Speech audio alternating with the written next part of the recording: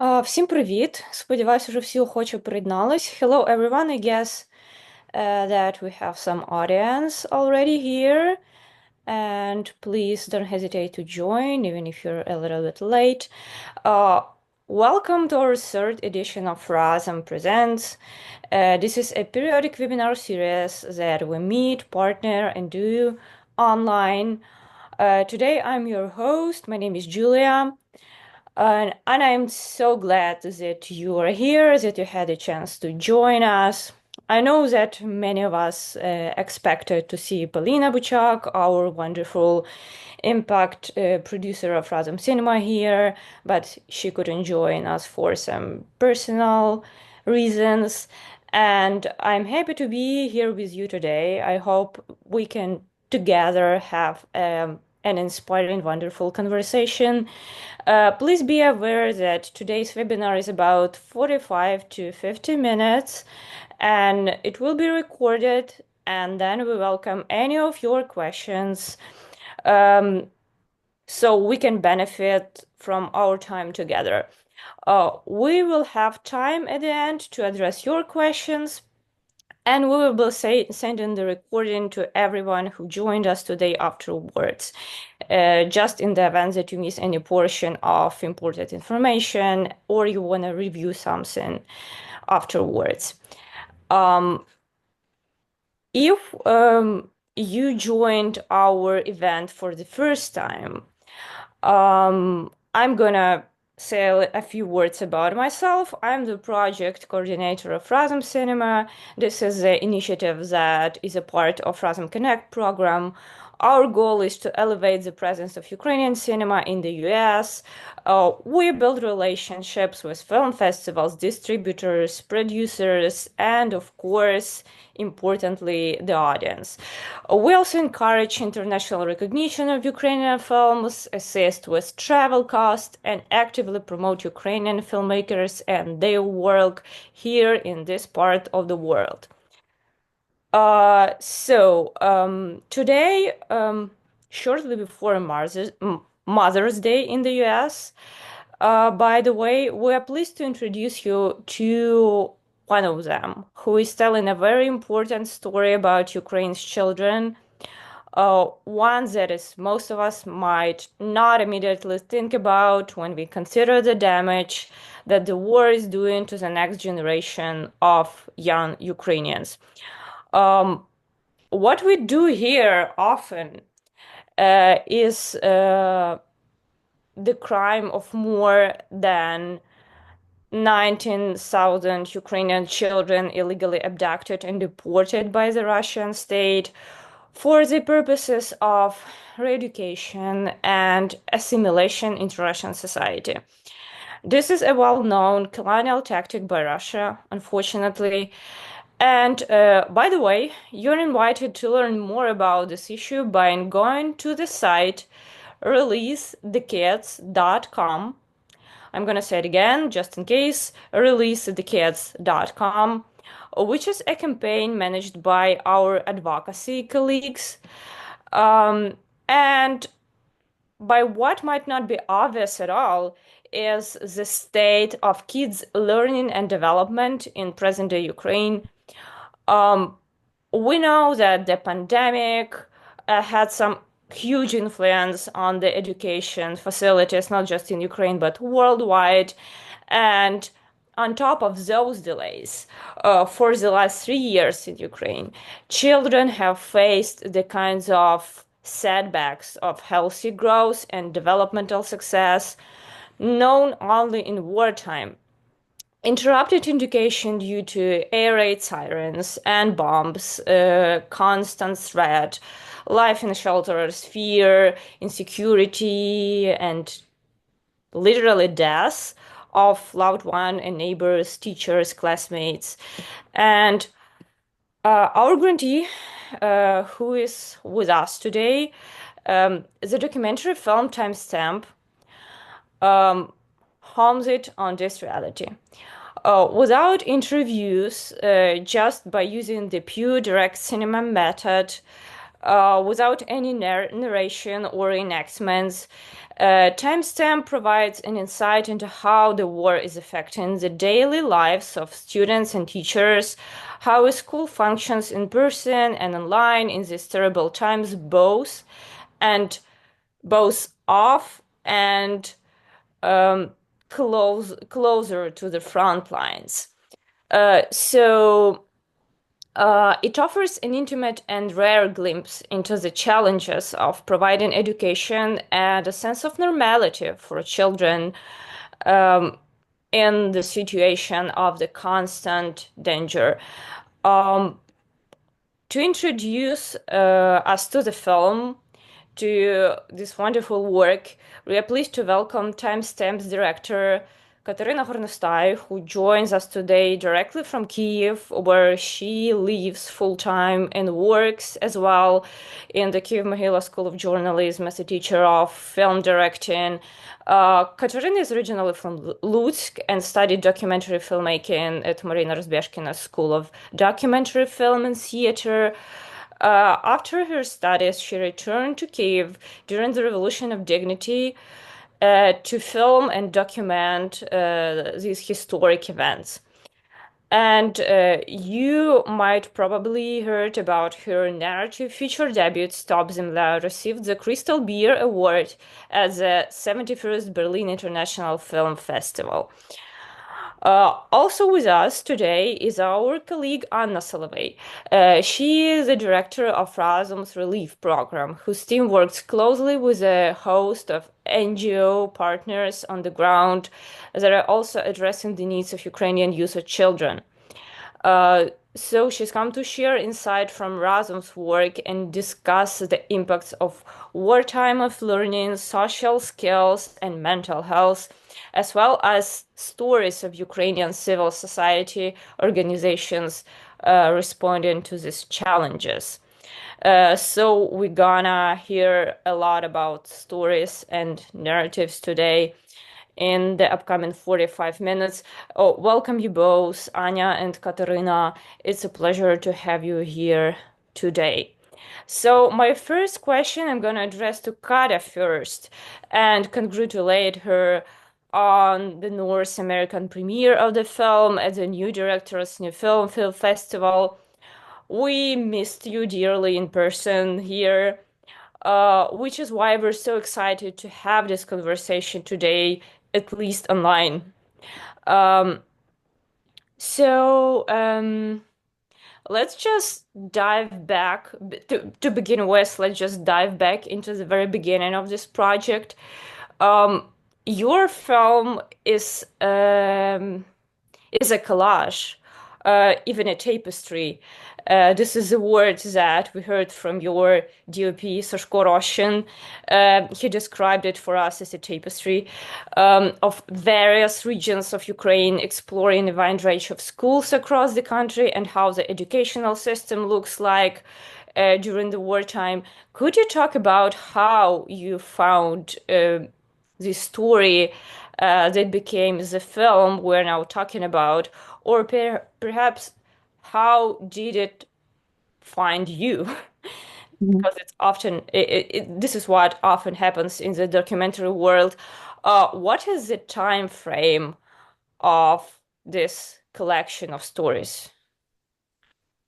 Yeah, so actually, the initial idea behind the film was to make it about the teachers, and it was not our idea, it was the idea of NGO that is called the Svitoria. They are doing this Teachers Global Prize and advocating teachers a lot. So they try to uh, kind of make life of teachers better here in Ukraine. So this is like really great NGO. Obviously, if they are doing a lot of work for teachers, they started with the beginning of the full-scale invasion. They started to collect stories of different teachers and schools, how they lived through 24th of February and first month of the full-scale invasion. And then they understood that they are really fascinating stories sometimes. It's like something really, really, really interesting. And this is like like mostly the stories about resilience. So they decided that they want to make a film out of it. But the problem was that they wanted to make a film already in 2023. So already a year passed since that events of the beginning of the full-scale invasion, and when we met them for the first time, they present us all the texts that they collected. I started reading them, and it was not so obvious how to actually make the film out of it, because we have the stories, we have the protagonist, but everything already happened. And because of that, we decided that maybe we will start to look on these stories as the interesting, promising parts of, uh, to go to these people right now and to see how they are doing just right now. So I really thank Svitoria that they gave us all freedom we really needed for doing this film. And basically, from the first shooting day, it was we decided that we really want to make it like a preliminary short. It's like a shooting day. So to go to some school and to see how to actually work in school as a documentary team, because our team is originally made Stop Zemlya, but it's totally different thing. It's like a fiction film. So this time we would be working as a documentary filmmakers. For Sashko Roshin, for example, it was a debut in a documentary, such a big one. So for me, it wasn't a debut, but anyway, I haven't done documentaries for years. So, we were all kind of fresh. And when we came to the first school, just to try to see the lessons and to shoot them, uh, we really, really quickly understood that it shouldn't be the film only about teachers. It should be the film about school as an organism and about everybody who actually lives in the school. So, because there are no teachers without kids, and everything is really connected inside of the school, and it's like this institution that needs to be portrayed. And another thing that we were really interested in this mosaic structure. So a lot of different protagonists that were already presented by Asvitoria. And from then on, we started to look for our own protagonist as well. And the story begins growing, because when we started to look into the occupied Kiev region, mostly stories were from there. Then Chernihiv. Then we decided that we need maybe to go further from the capital and to go maybe closer to the front line. That's how we started this search in Kharkiv region. And we, together with producer Vitya Shevchenko, you met him. We did a great work of connecting to the local governments, and were doing the same work. They were collecting the stories of school as well. So a lot of different government structures actually were doing. Government institutions or educational institutions were doing the same thing. So basically, it was like that. We mostly on Zoom, like with you, we were talking to teachers and just asking them how they're doing and what's happening in the school right now. And from after that, I wrote a script of these shootings that we could probably have. But it was, a script of documentary film. It's something that you wish maybe to happen, but it's not the reality that you will observe. So it's always this kind of plan. It's not a script, it's more of a plan, what is really interesting to see. And sometimes I had this, I named them like a dream sequences, what I really want to capture, but we didn't have such a protagonist, for example. One of such stories is I really, I understood that it would be really interesting to show online education, both from side of a student and the side of a teacher. So that's why but it would be really interesting to have them both inside of one family. To have this split image where the kid is going to school online at home and the mother, for example, going to school as a teacher at home as well. So we started to look for such family, and in Zaporizhia we found them. So sometimes we made up a story and tried to kind of look for such events in the reality. So it was the process that we Yeah, we had. actually will have the question about this online aspect of the education later in our Yeah, conversation, yeah. because this is Okay. very interesting and a separate topic.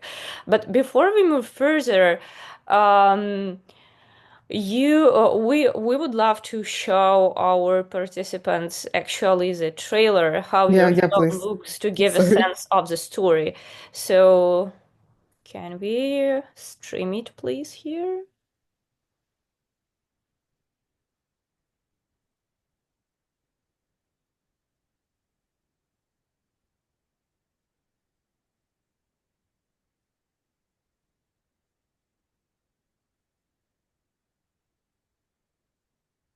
At least without the sound. Yeah, I don't think we can hear any sound. If you can fix it, just quickly.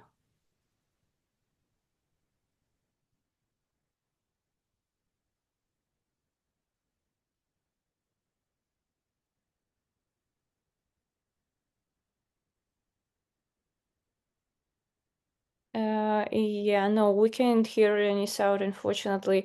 Yeah, so while our team is figuring out the issue with the sound, um, maybe we can cover another quick question, which give you an important. Excuse me, we can stream it or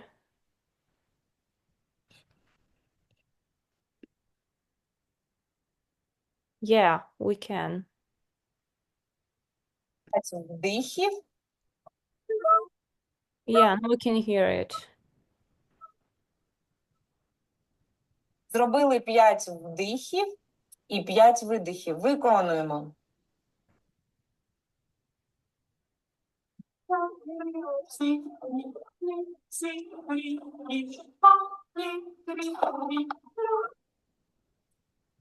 До нас.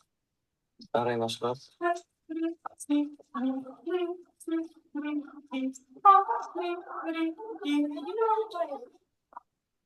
Ви присіли і підняли вгору.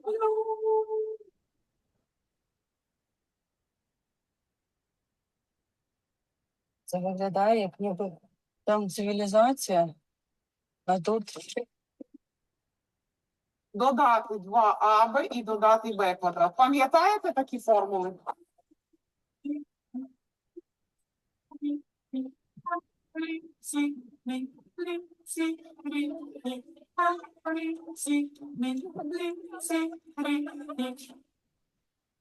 Але можна жити далі в більшості станів, в більшості ситуацій завжди можна жити далі, а потім розібратися.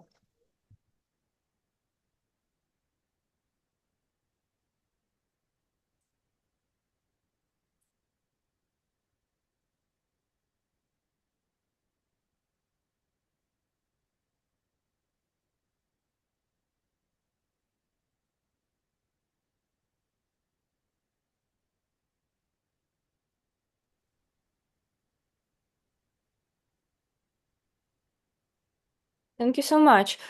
So now, as we saw the kind of approach that you employ to show the audience the stories of the kids, of teachers, of this small universe of a school, um, I have a question about building a relationship with your characters. How did you build this trust and establish communication with your characters to allow for such intimacy on screen, which is quite hard to achieve? And I recommend you to Google the trailer because it got really beautiful music I really love, and it was not heard, fortunately, in the translation, but just for everybody to listen to the soundtrack because it's like one piece of music that was written by Ukrainian composer Alexei Shmurak. But yeah, to the question, thank you, Yulia. About the intimacy, so we were not like it is like the film about really ordinary experiences of school life. So we were not working in this paradigm of going further into this like intimate relationship of people. It was about all social mostly. And I was afraid in the beginning that we would be like we would be so that kids would be afraid of camera, for example, because it's something new inside of this ordinary situation for them, and they will be, not like too aware of it.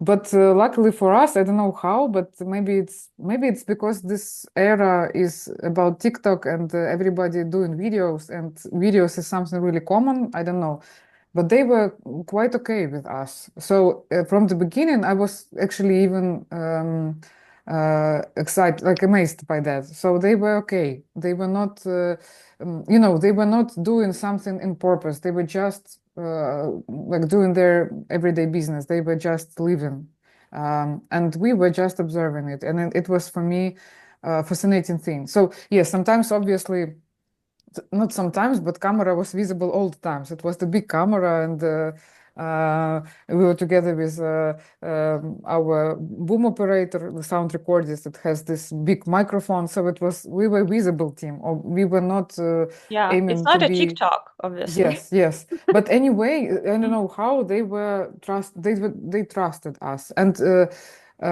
another way that, for example, we sometimes used Stop Земля, as this kind of thing that we already did the film about schools and this Stop Земля, and who actually all teachers or kids who had watched the film, they were trusting us even more because they understood how we do in the films, like,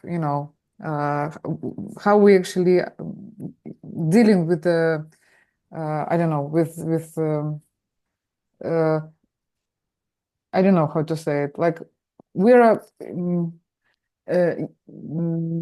They knew your kind of approach. approach Yes, to, yes. yeah, I know.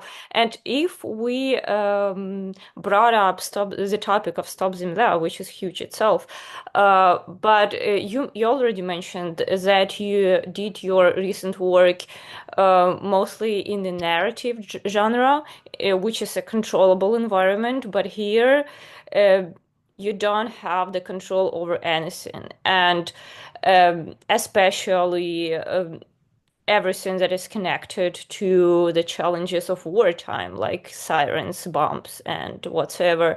So, but what was the biggest challenge for you while filming, like both personally or subjectively or objectively? Well, I think personally, I really think this film that it got me the opportunity to go and see how other regions of Ukraine actually are doing, because um, Kiev is one thing, and in Kiev it's like completely another story than in Zaporizhia, for example. It's like totally different worlds. And right now, like, yeah, I didn't understood it before we went there. Zaporizhia actually for us was the first region that was like the closest to the front line. And we, on that expedition, we actually moved really close, like 20 kilometers to the line where we heard artillery worked, and so one of the spots of the front line, and it was the ruined school was there. So, and to go there, we needed a press officer with us, and we were recommended to put ammunition, to be safe, because it's like you never know what's gonna go on your head from above, because it's not like in Kiev when you have 7 minutes for ballistics. It's like immediate sometimes because it's artillery work, and for me it was the first such experience to go really close, not on the front line, but anyway, for me it's close. I have Yeah, never. there is no safe place in Ukraine Yes, for yes. 100% Yeah, when it's people it's visit. it's for sure. But there, it's like another way of unsafe, Of course, and yeah. yeah. But It's more harsh. yes, but what's fascinating is that when we were so a bit kind of frightened to go there, and we are going there with this press officer, uh, and you see people that are riding bicycles, playing football there on that place without any ammunition, press officers and stuff. So they just living their ordinary life there. And this is for me, it was a bit mind-blowing experience, because I realized that people live everywhere and they are used to everything. So in Kiev, we used to this night air alerts, for example, but there they used to the sounds of artillery and even marshrutka, a bus going to zero.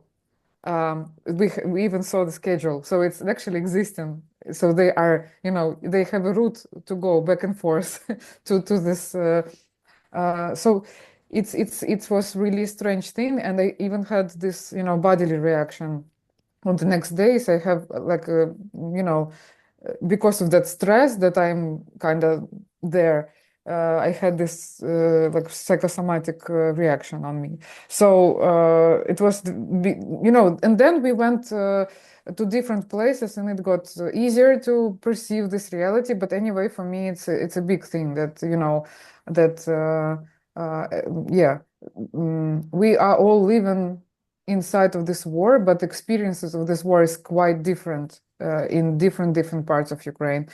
But what I really wanted to make in the film, visible in the film, and mostly for foreign audience, is that how you said, it's unsafe anywhere. And maybe for foreign audience to understand that we don't have such one spot where the war is situated. We have long line of a front line that is going through all Ukraine and then going through all the border with Russia and then through all the border with Belarus. Because it's like for them, it's not so obvious that we are so Encircled. yes, encircled by it. Because, it's like yeah, I was really, when we were editing the film, we tried to make it this ghost of the war to be in every scene. Even if the war is not there, it's like peaceful situation of drinking coffee on the bank of the Dnipro River in Cherkasy. Anyway, I really wanted the viewer to feel that the war is still there, because it is. So basically, this film about something invisible. Something visible and something that is really threatens you, but it's invisible in the film. But in the context, it exists. Yeah, at that point, I guess it makes sense to ask Anya about her experience of working with the NGOs who actually are on the ground. And in the film, we can see that basically each child in Ukraine now is forced to get some extra knowledge about CPR and knowing how to use a tourniquet. And Anya, who is the head of Razom Relief Program and working with a team of our colleagues in Ukraine that has a lot of familiarity with the current challenges faced by children and teens. So, in fact, your team, Anya, has a powerful network of partners all around Ukraine. And what factors do you consider when selecting organizations or local initiatives to partner with? And how do you prioritize, for example, working with youth?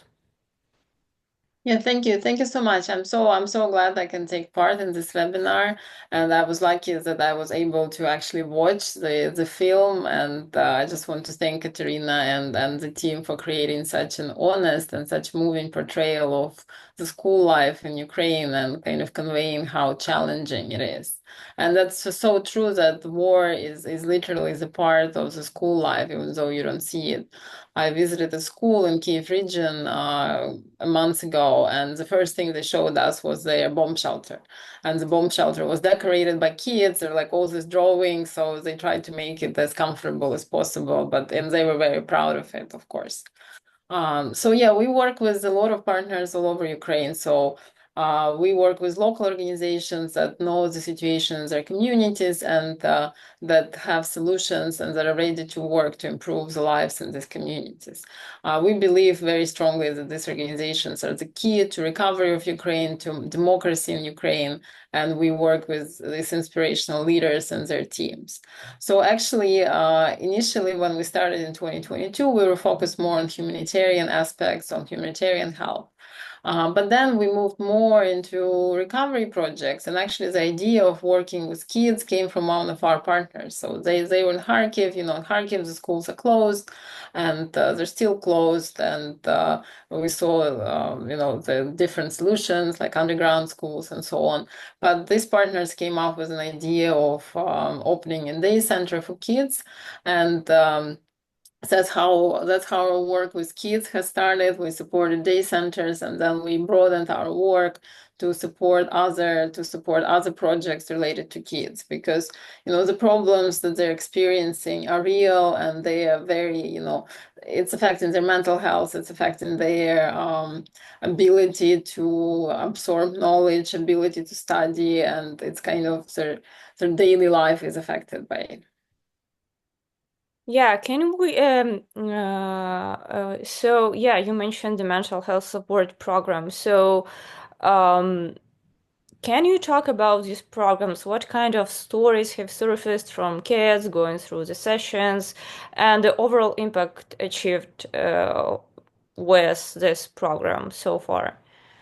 Yeah, definitely. I mean, let me first talk about, maybe if you don't mind, about, I mean, what we understood from the very beginning is that it's so important to bring kids together.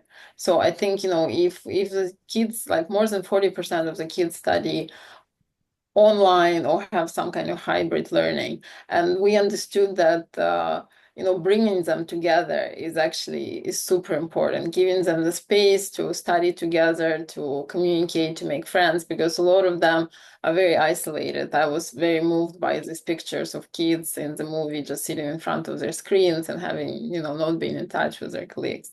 So one of the projects I wanted to talk about is one of the oldest projects in Razom. We call it Razom Ticket, and initially we supported kids that went to international math and physics competitions. But then we have realized that when the war started, we realized how important it's to bring these kids together, because they all studied online. So here in this picture, you can see the Olympics, like the National Physics Olympiad that we supported in Kiev. And it kind of brought around 90 kids from all over Ukraine to solve physics problems. And I remember the day when we supported this in December 2024 very clearly, because that's the day where the center of Kiev was bombed, and the Holiday Inn in the center of Kiev was damaged. But these kids, they persevered, they went ahead with the Olympiad. It was in the basement, and some of these classrooms are also like combined with bedrooms and dormitories. But the kids were just so happy to be there and to be able to see their peers. And what was interesting, that the winners of these competitions were both from regions where schools are closed, so from Kherson and from Mykolaiv. And it was just so impressive to see that despite these difficulties, they solved these difficult problems, and they kind of were so enthusiastic about it. So bringing kids together, definitely for these moments of offline learning, is one of the big topics that we have. And it's obviously connected to their mental health, because imagine being in Kherson and kind of having this experience of bombing and online studies, and having an opportunity to go somewhere where you can see your peers. Another picture I wanted to show was from something we supported in Kharkiv as well. We actually supported quite a few projects in Kharkiv, and this is theater studios that we supported at Kharkiv Puppet Theater. And the kids, over the summers, the kids were able to learn all aspects of theater production, create their own play, and learn about decoration, makeup, acting, and so on. And it was just great to see these kids being able to get together and make new friends and create something. But obviously, we also support centers that directly offer mental health support. These are kids centers in Kharkiv. We support such centers in Sumy, and there are a lot of stories coming out of it as well. I mean, these centers are multifunctional. They provide school support, they provide extracurricular classes, and mental health support. Interesting that one of the issues we hear about quite a lot is difficulties with speech, and that's kind of something that comes out of a lot of our centers, that kids are just kind of unable to speak after the stress that they go through. And that's something that psychologists in the centers work on.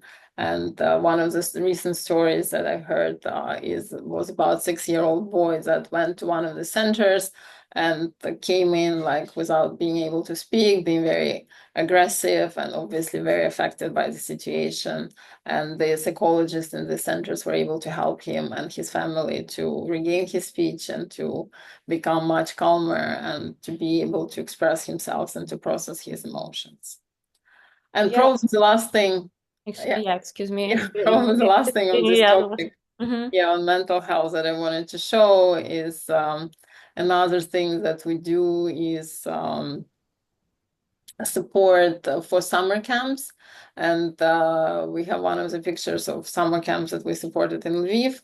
And, bringing kids from the frontline areas to these camps is, it might seem like a very small thing, but these are the kids that came from Chernihiv region, actually, and they were they were able to spend a couple of weeks in Lviv region in the safe environment, and bringing these kids together and giving them the experiences and the support of adults and the ability to kind of have a normal childhood is also something that's quite important for us.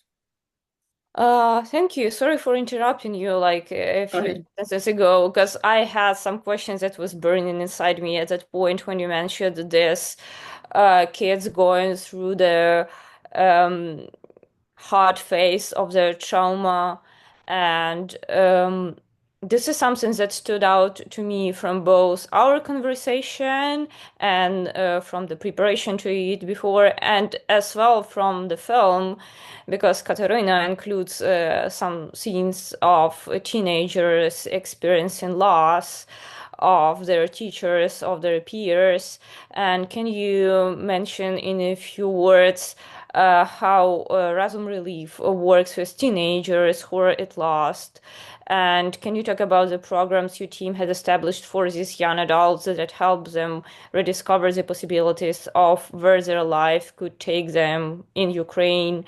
And this is a great example that we discussed about the trips for teens from Mykolaiv to Lviv, from the front lines to the safer parts of the country.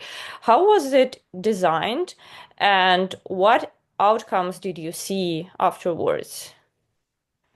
Yeah, thank you. Thank you for this question. I was, when I was watching the film, one of the, there was a scene of the graduation, and one of the guests who attended the scene, he said, well, I look at you, the kids who are graduating in 2023, I think, and 2024, and I see that all the time you studied in school was during the war.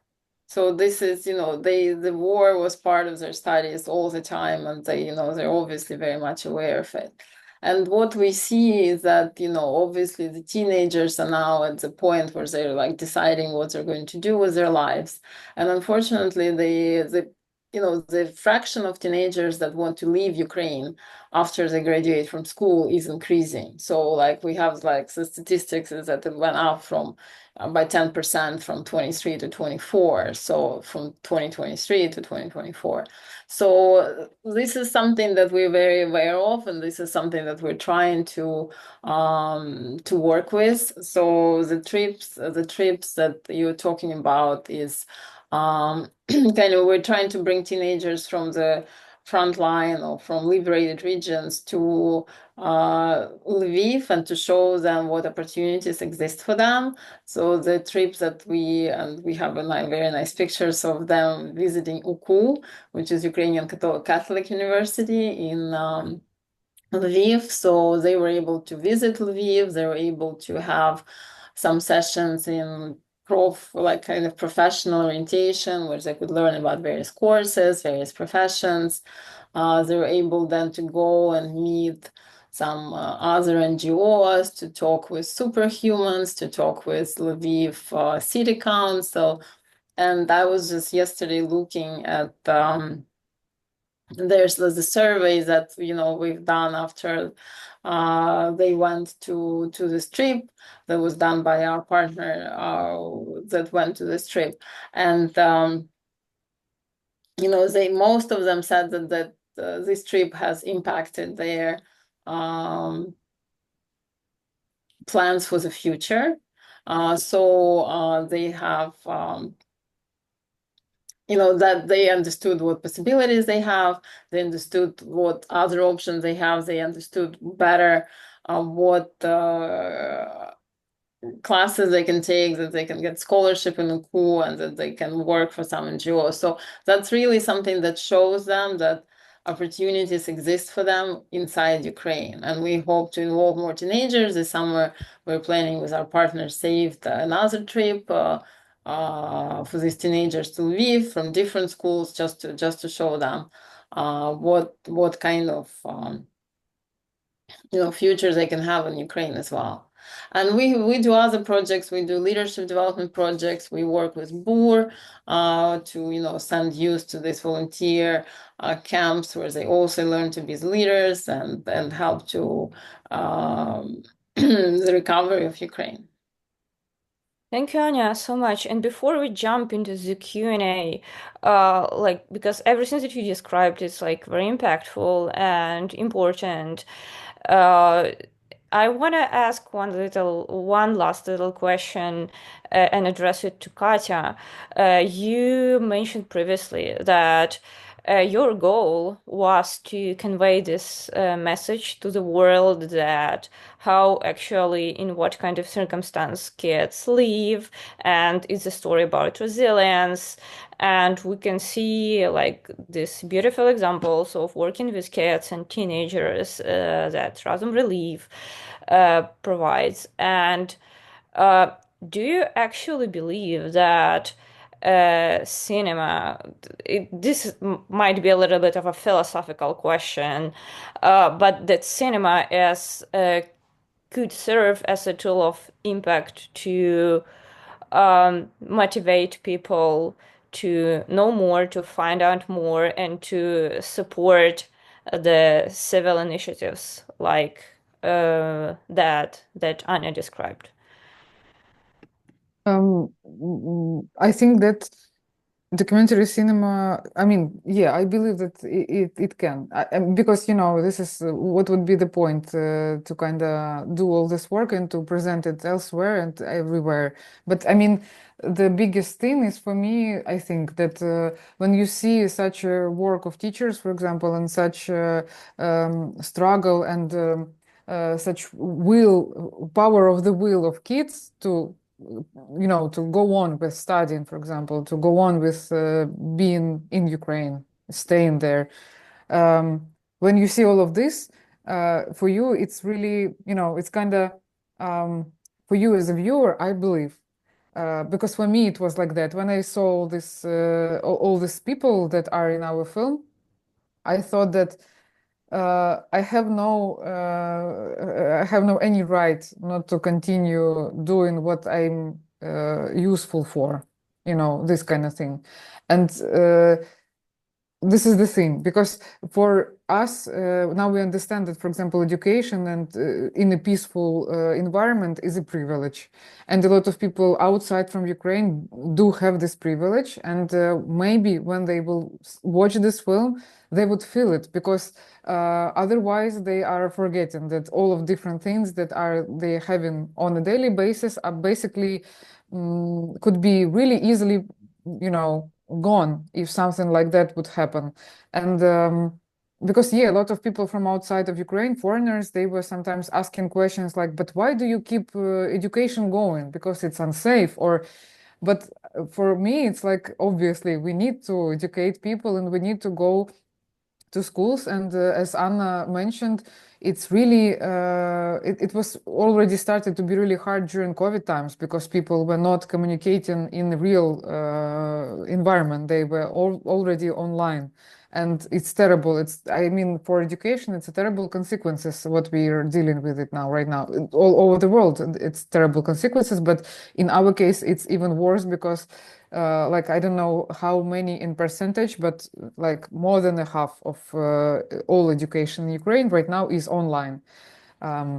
So it's catastrophic thing. And yes, children, they are thriving in this situation where they communicating to each other, to teachers, where they have these figures that are like can teach something, and these kind of things. So probably I really believe that people, for example, even not to support Ukraine, this is like another thing.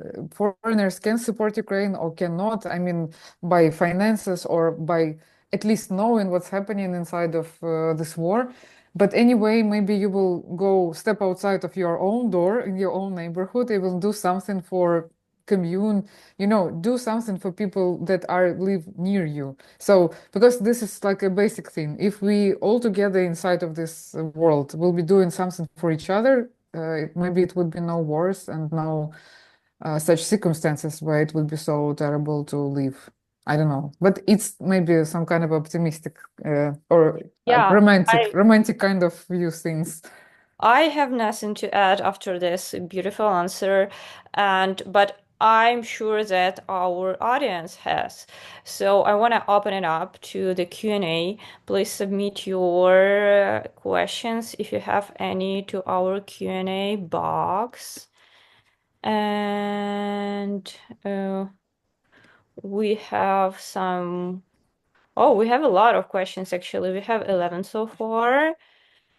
And yeah, the first one that we have up here is, I guess it's addressed to Katerina. Does the film show the teaching methods, both traditional and technological, when the schools go underground or in less than ideal conditions? Yeah, we tried to make it as versatile as possible in terms of these different kinds of education. But anyway, if you will watch the film, you will notice that we have a lot of offline education and not so many examples of online education. Because online, unfortunately, it's not cinematic thing to show. But anyway, we really wanted to present it like as a part of our film and a part of this experience. Yeah, but mostly we really wanted to see how it's happening on site, if something is happening still.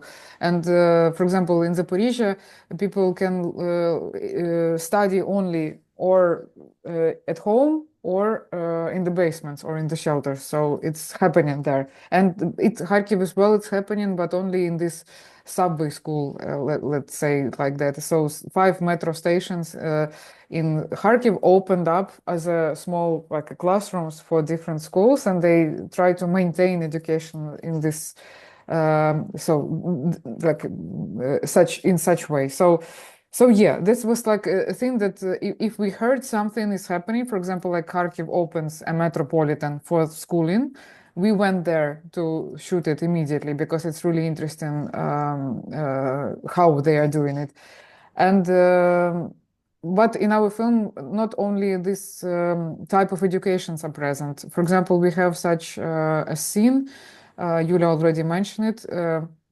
It's a scene of a funeral, but it's a funeral on the yard of the school because it was a funeral of a headmaster of the school that she was killed in the school after the drone attack. So this school was that year, when it was destroyed in 2023, it was the next year, it would be a 100 jubilee of the school. So it all really old school of Sumy region, and it lived through even the Second World War. But Russian drone, like just at 10 o'clock in the morning, just hit the school and killed 4 people there. Who all of them were teachers basically, and it was prior to the 1st of September. So the school was first time through all the 3 years, the school was preparing to open up, to be open offline. and teachers and headmaster were preparing for it, and so they died. And it was a funeral scene where it looks like horrifically, it looks like the celebration of the 1st of September, of something that is happening like in every school in the beginning of autumn, when the school opens the door and the first graders go to school for the first time. And we have such a celebration tradition in Ukraine.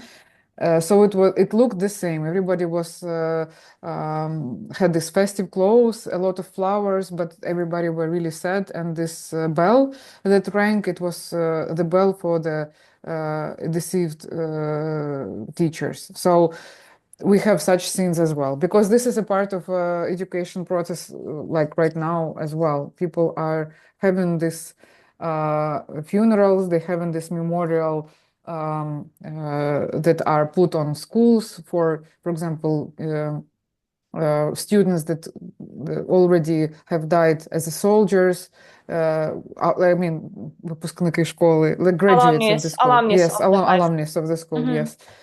So we have this commemoration day of the 24th of February, obviously, where sometimes new veterans are coming to school, but these veterans of the war, they are not old people. It's people of my age, so they are in the 30s. They're 30s. They are as well alumnus of school, and they're talking to students and kids about the war and about the future that we are basically don't know what the future brings us. But so it's like about a lot of different aspects of life. I may say, not only about education. Thank you so much. Speaking about the future, we have one more question. I guess it's addressed to Anya. I'm quoting from a concerned world citizen. Is there any international support for Ukrainian children's education and well-being? How we can do this? I mean, definitely. I think, it's there are a lot of international organizations, and we are among them in Ukraine, which help and which solve different problems. I mean, obviously, a huge problem in Ukraine is restoration of destroyed schools. Big problem is catch up education. So there are a lot of projects underway, and definitely we always need to scale them up. That's the problem. For example, we've done with our partner projects in Lviv and in Chernigiv and Mykolaiv region for schools and little communities. Now they want to expand this to Kharkiv and other frontline areas. So it's kind of the work is ongoing, but kind of more support is always needed for that.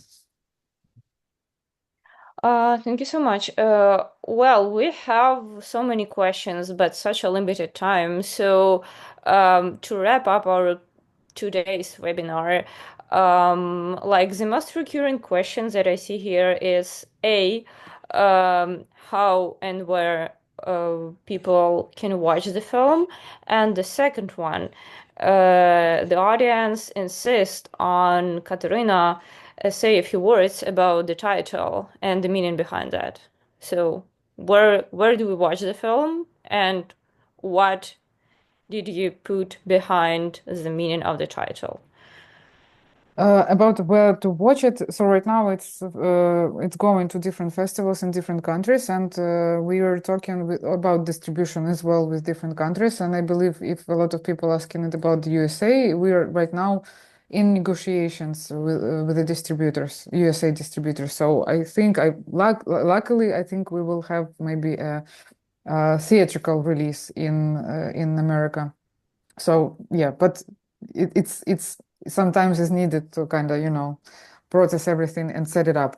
As for the title, so timestamp is the part of a tourniquet. Tourniquet is this device that stops the bleeding.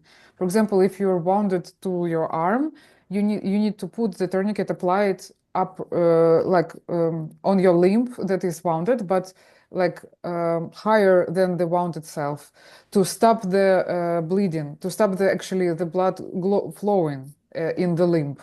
And timestamp is this piece of plastic, or sometimes it's a piece of like a ordinary clothing or something like that, when you can put the time when you apply the tourniquet. It's really important because the tourniquet should be applied not more than 2 hours, because after 2 hours the necrosis starting, so it would be impossible to regain the blood flow in the limb.